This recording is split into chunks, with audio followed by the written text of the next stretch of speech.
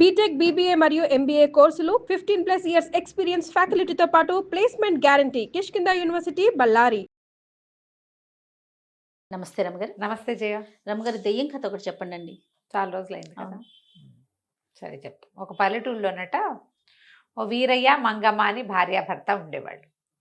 అయితే వీరయ్య చాలా సాధు మనిషి, గంగిగోవు లాంటి వాడు. వీళ్ళకు ఒక కొడుకున్నాడు, వాడి పేరు రాజయ్య. అచ్చు వాళ్ళ నాన్నలేనే ఉండేవాడు. వెనకని చూస్తే వాళ్ళ నాన్నే నడుస్తున్నట్టు ఉండేది. వీళ్ళు ఏదో చిన్న పొలము, చిన్న వ్యవసాయం చేసుకుంటూ బాగానే ఉండేవాళ్ళు. ఒకనాడు పొద్దున్నే పొలం వెళ్ళిన వీరయ్య సాయంకాలానికి శవమై తిరిగి వచ్చాడు. పాపం పాము గరిచి చనిపోయాడు. చనిపోయేసరికల్లా ఇక ఇంటికి తీసుకొచ్చారు. లేకపోతే ఏముంది పాపం, బాధపడతారు, ఇంక చేయగలిగేది ఏం లేదు కదా. ముందే తెలిస్తే ఏ మంత్రమో మా ఇంకోటో తావిదో కట్టించే వాళ్ళు ఏమీ రాలేదు, శవమే వచ్చింది ఇంటికి. సరే ఏడ్చి ఏడ్చి సమస్యలిపోయిందట మంగమ్మ. వాడి తీసుకెళ్ళిపోయారు. ఈ సమస్యలిపోయి ఉండి ఇట మంచానికి ఆనుకుని అలా పడున్న మంగమ్మకి ఒక పెద్ద పీడకలు వచ్చింది. ఏమిటా, తన భర్త చితిలోంచి లేచి గుడ్ల గూబలాగా అరుస్తూ పిశాచంలాగా మారిపోయినట్టు కలొచ్చింది. మర్రి చెట్టు మీద ఎక్కేసినట్టు కనపడింది. ఇవిడు కేవ్వుమని పెద్ద కేక పెట్టి లేచి చుట్టుపక్కల అందరూ బోధార్చడానికి అమ్మలక్కలు చేరతారుగా, ఏమిటమ్మా ఏమైందమ్మా ఏమైందమ్మా ఎందుకమ్మా అంటే, మా ఆయన దయమైనట్టు కలొచ్చింది పెద్దక్కయ్య అని ఆ అక్కయ్యకి చెప్పింది. అయ్యో అయ్యో ఇటాకలొచ్చింది చెప్పుకున్నారు. వీరయ్య చచ్చి దయమయ్యాడు పాపం అని కూడా చెప్పేసుకున్నారు. అయిపోయి ఇది జరిగిన 3వ రోజున శ్మశానం దగ్గరున్న మర్రి చెట్టు మొదట్లో ఒక వ్యాపారి ఇంచుమించుగా శోషొచ్చి పడిపోయి చచ్చిపోయినంత పని అయ్యి గుడ్లు వెనక్కి వెళ్ళిపోయినట్టుగా ఉన్నవాడిని ఒకరిని పట్టుకొచ్చారు ఊళ్ళో జనం. ఆ వ్యాపారి ఎవరు? ప్రతి నెల ఈ ఊరికి సరుకులు తెచ్చి పెడతాడు. ఇక్కడి నుంచి ఏవో ఆ సామాన్లు, వీటి చాట్లు బోట్లు చేస్తారుగా, అవి తీసుకుపోతాడు. కానీ వీళ్ళకి పప్పులు ఉప్పులు తెచ్చేసి వ్యాపారస్తుల్లో వాడొకడు. మామూలుగా ఆ రోజుల్లో ఏం చేసేవాళ్ళు, ఇట్లా సామాన్లు బళ్ళ మీద వేసుకొచ్చి ఊర్లో వ్యాపారం చేసుకుని వెళ్ళేవాళ్ళు. అతను ఆ బండివాడనమాట, బండి వేసుకొచ్చే వ్యాపారి. బాగా అతనికి అవి ఇవి వాసన చూపించారు. మరి మంచినీళ్ళు పోసారు, తేనె నీళ్ళు పట్టించారు. ఎటాగొట్టా లేచి కూర్చుని పొద్దున్నే నేను ఊరు వెళ్ళిపోదామని బయలుదేరాను. తెల్లవారుజామున 3 గంటలకే బయలుదేరా. ఎప్పుడు వెళ్తాడు అట్లాగే 3:30, 3:30 అయ్యేసరికి శ్మశానం మొదట్లోకి వచ్చేసరికి మరి వాడెవడో ఒకడు నన్ను, ఒక దయ్యం నా మీద పడి, నా భార్య పిల్లలు బతకద్దా, నా డబ్బులు ఇచ్చేసి, డబ్బు ఇస్తా నాకు ఇచ్చేసి, నేను ఎవరిని అనుకున్నావు, నేను వేరైని అని కేకలు పెట్టి నా దగ్గర నుంచి డబ్బులు ఓడ్లాక్కున్నాడు. తెల్లటి లాల్చీ పంచా ధరించాడు. భయంతో నాకు స్పృహ తప్పిపోయింది అని చెప్పాడు. చెప్పేసరికల్లా ఊళ్ళో వాళ్ళు ఆశ్చర్యపోయారు. అమ్మా, వీరయ్య తన పెళ్ళాం పిల్లల్ని బతికించడం కోసం ఇంత పని చేస్తాడా అని అందరూ మంగమ్మ ఇంటి మీద పడి వీళ్ళంతా సోదా చేశారు. లబో దిబోమని ఏడ్చింది మంగమ్మ. మా ఇంటో అట్టాడితే ఏం జరగలేదు అని. ఏమీ దొరకల, రూపాయి దొరకల. జనాలంతా అదోలా చుట్టం మొదలు పెట్టారు మంగమ్మని. మొహం తిప్పుకుని వెళ్ళిపోయేవాళ్ళు. బిక్కమొహం వేసుకుని ఏడుస్తూ ఉండేది ఈవిడ. కొద్ది రోజులు పోయాక ఒక భార్యాభర్త ఎవరో పై ఊరు నుంచి వస్తూ ఉంటే ఆవిడ మెడలో నగలున్నాయి. ఆ వీరయ్య దయ్యం వాళ్ళని అటకాయించి ఆ మొగుడిని కొట్టి, ఇప్పుడు ఈ నగలు మా ఆవిడ పెట్టుకుంటే చాలా బాగుంటాయి, నేను ఎవరిని అనుకున్నావు వీరయ్యని అని మెడలో ఇంచి నగలు గాజులు చెవులో పీక్కున్నాడు. మొత్తం తీసేసుకున్నాడు. ముక్కుకున్న బేసర్తో సహా తీసేసాడు. ఊళ్ళో వాళ్ళు తెలిసిపోయింది. వాళ్ళు అబో దిబోమని ఆ మొగుడు పెళ్ళాం ఏడుస్తూ నగలన్నీ వీరయ్య దయ్యం లాక్కుపోయిందని చెప్పారు. దెయ్యం మీద కంప్లైంట్. మరి ఏం చేస్తారు, దయ్యాన్ని వదిలించాలి కదా. అక్కడి నుంచి ఏం చేశారు, తెల్లవారేసరికి అందరూ మంగమ్మ ఇంటి మీద పడ్డారు. ఇల్లంతా సోదా చేశారు, తవ్వారు, తుడిచారు, పీకారు, లాగారు. ఏమీ లేవు. పాపం ఏడుస్తూ కూర్చుంది మంగమ్మ. అయ్యో సాధువు గంగిగోవు లాంటి వాడు వీరయ్య, ఇతడు దయ్యమయ్యాడని ఇట్లాంటి వార్త వచ్చిందే. పైగా అసలు అతడు ఒకళ్ళు సొమ్మాసించే మనిషి కాదు. బతికుండగానే ఏనాడో ఆశించిన వాడు చచ్చాక ఎందుకు శాసిస్తాడు? ఎక్కడికో లేచక పోయింటాడు, ఇక్కడ ఎందుకు కూర్చుంటాడు?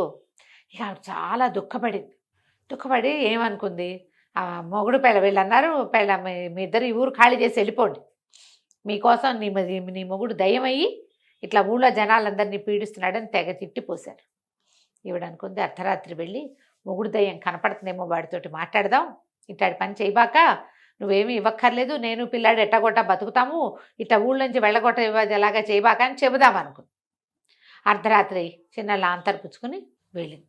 వెళ్ళేసరికల్లా దీనికి ఈవిడికి ఏం కనపడింది, ఒకడెవడో మర్రి చెట్టు మీద నుంచి ఒక లాల్చీ పైజమా వేసుకున్నవాడు, పైజమా కాదు లాల్చీ పంచా కట్టుకున్నవాడు, తెల్ల ధోతి తెల్లటి లాల్చీ లాంటిది షరాయి లాంటిది ఏదో వేసుకున్నాడు. అది దిగుతూ, ఎవరు నువ్వు, అదంతా డబ్బంతా ఇక్కడ పెట్టు, నీ దగ్గర ఏముందో ఇక్కడ పెట్టు, నా పెళ్ళాం పిల్లలు బతకద్దా, నేను ఎవరనుకున్నావు, వీరయ్యని అని కేకలు పెట్టాడు.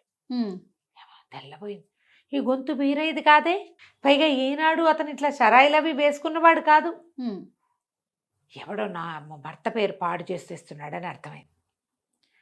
ఈ అమ్మాయికి మొదటి రోజు కళ వచ్చింది కదా, ఆ కళని విన్నవాడెవడో ఈ పని చేస్తున్నాడు. ఇంటికి వెళ్ళిపోయింది, కొడుకుని నిద్ర లేపింది. ఒరే నాయన, మీ నాన్నగాదురా దయ్యమైంది, ఎవడో మనిషేను, వాడి గొంతు ఏదో వేరే గొంతు, మీ నాన్న గొంతు కాదు, పైగా దయ్యం నేను వీరని అని ఎందుకు చిరునామా చెప్తుంది ఎంతసేపు అని చెప్పి, నువ్వు మనం ఎట్లాగైనా వీడు ఆట కట్టించాలరా, ఊళ్ళో నాన్నకి చెడ్డ పేరు వచ్చేసింది, మన నిలవనివ్వకుండా చేసేస్తున్నారు అని చెప్తే, సరే వీడు ఏం చేశాడు, మర్నాడు రాత్రి చీకటి పడేసరికల్లా సాయంకాలం వీరయ్యలాగానే ఒక లాల్చి, ఏ మనిషిని చూసారా, వీళ్ళు పంచా లాల్చి ధరించి కొంచెం తెల్ల రంగు పూసుకున్నాడు జుట్టుకి. దూరం నుంచి చూస్తే వీడు వీరయ్యలాగానే ఉన్నాడు, వాళ్ళ నాన్నలానే ఉంటాడు. వాడు మర్రి చెట్టు త్వరలో కూర్చోమని వాడికి రొట్టె అపచ్చి చేతిలో పెట్టి అక్కడ కూర్చోబెట్టి, రాత్రి మరి ఆహారం కావాలిగా, వాడు అక్కడ కూర్చుని ఉన్నాడు మెలకుగా ఉండి. ఈవిడేం చేసింది, ఒక పొదచాటను నక్కి కూర్చునేసరికి అలా ఏమైంది, బాగా 11:30 12 అయ్యేసరికి ఊళ్ళో ఇంచి ఒక తెల్లటి పంచా లాల్చి ధరించిన వాడు ఒకడు ఊళ్ళో ఇంచి నడిచి వచ్చాడు. చూస్తూనే ఉంది ఈవిడ. మర్రి చెట్టు పైకి ఎక్కి కూర్చున్నాడు. త్వరలో రాజయ్య కూర్చున్నాడు, ఈయన చెట్టు ఎక్కాడు. చెట్టు ఎక్కాక గుడ్లగూబలు కూసినట్టు కుయ్యటం మొదలుపెట్టాడు. మామూలుగా దయ్యాలు అనగానే గుడ్లగూబలు కుయ్యాలి అలాంటి శబ్దాలు ఎక్స్పెక్ట్ చేస్తారు కదా. గుడ్లగూబలు కూర్చుని నక్కలు ఊడబెట్టినట్టు గుడ్లగూబలు కూసినట్టు కూస్తున్నాడు. ఈవిడేమనుకుంటుంది, ఇంకా రాజయ్య లేచి వస్తాడని చూస్తుంది. ఇంతలో ఆ రాజయ్య వచ్చాడు.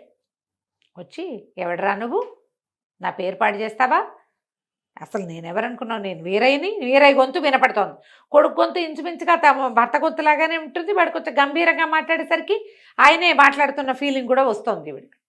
ఏం చేసావు, తీసుకుని అందరి దగ్గర నుంచి కొట్టేసిన డబ్బులు ఏం చేసావంటే, హడిలిపోయి ఆ డ్రెస్ వేసుకున్నవాడు, బాబు వీరయ్య నన్ను క్షమించు, నేను కొట్టేసిన నగలు అన్నీ ఇక్కడే దాచిపెట్టానని మర్రి చెట్టు కింద తవ్వటం మొదలుపెట్టాడు. ఆ వీరయ్య కూడా రాజయ్య కూడా పక్కన నుంచున్నాడు. ఈ మంగమ్మ ఏం చేసింది, వెంటనే పరిగెత్తుకుంటూ ఊళ్ళోకి వెళ్ళింది. ఊరి పెద్దల్ని 5-6 చూడండి, మా ఆయన పేరు పాడు చేసేవాడిని చూపిస్తానని, మనిషి కదా వాడు, పరిగెత్తుకుంటూ వెళ్ళింది. ఊళ్ళో జనం అంతా వచ్చేసరికి ఏముంది, సామాన్లు తవ్వుతున్నాడు వాడు. తవ్వి 1-2 వస్తువులు తీసి బయట పెట్టాడు. జనం అంతా కమ్మేశారు, లాంతర్లు పుచ్చుకుని. అవరవరా అని చెంపలు పగలగొట్టారు. మొత్తం డబ్బంతా అక్కడే ఉంది. ఇంతలో ఏమైంది, త్వరలో నుంచి రాజయ్య ఒళ్ళు విరుచుకుంటూ లేచి వచ్చాడు. ఏమిటో మా గలాభా ఇక్కడ ఇంతమంది చేరారు అని. ఆవిడ ఆశ్చర్యం, అదేమిట్రా ఇందాకే వచ్చావు కదా నువ్వు. నేను రాలేదమ్మా, నేను నిద్రపోయాను, లోపల చల్లగా ఉంది, నిద్రపోయాను, నేను రాలేదన్నాడు. అంటే ఇందాక ఎవరు వచ్చారు, అంతేగా, వీరయ్య దయ్యమే వచ్చి తన పేరు పాడు చేస్తున్న వాడిని పట్టించి అక్కడి నుంచి ఈ అమ్మాయి ఈవిడ చెప్పింది, నా పిల్లాన్ని ఇక్కడ కూర్చోబెట్టాను, వాడు లోపల ఉండిపోయాడు, ఎవరో వచ్చారు, నా భర్తే వచ్చినట్టున్నాడంటే ఊళ్ళో వాళ్ళంతా ఆశ్చర్యపోయారు. వీరయ్య తన పేరు చెడిపోతుంది, తన భార్య పిల్లల్ని మనం నిలవనివ్వకుండా చేస్తున్నామని అతనే వచ్చి కాపాడుకున్నాడని, అయ్యో మమ్మల్ని క్షమించు వీరయ్య అని అందరూ దండాలు పెట్టారు. మమ్మల్ని క్షమించు, మేము పొరపాటు పడ్డాం, నువ్వు మంచివాడివని తెలిసినా కూడా దయ్యమయ్యావని నమ్మాము. ఇటగే కదా ఆత్మలు అదని నమ్మిస్తారు. అవును, నిజంగా ఉందా లేదు, ఉంది, ఆత్మ ఉంది, కానీ అది ఏ హాని చేసే ఉద్దేశంలో లేదు. అవును, మేలు చేసేందుకే అదొక ప్రయత్నం చేసింది. అంటే ఇప్పుడు దయ్యాలు లేవని చెప్పట్లా నేను, ఆత్మలు ఉన్నాయి.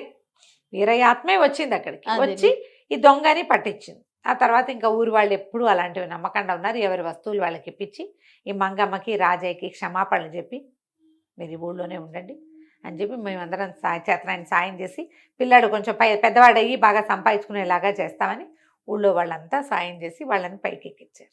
కథ కంచికి మనం ఇంటికి. నమస్తే రమ్మగారు. నమస్తే జయ.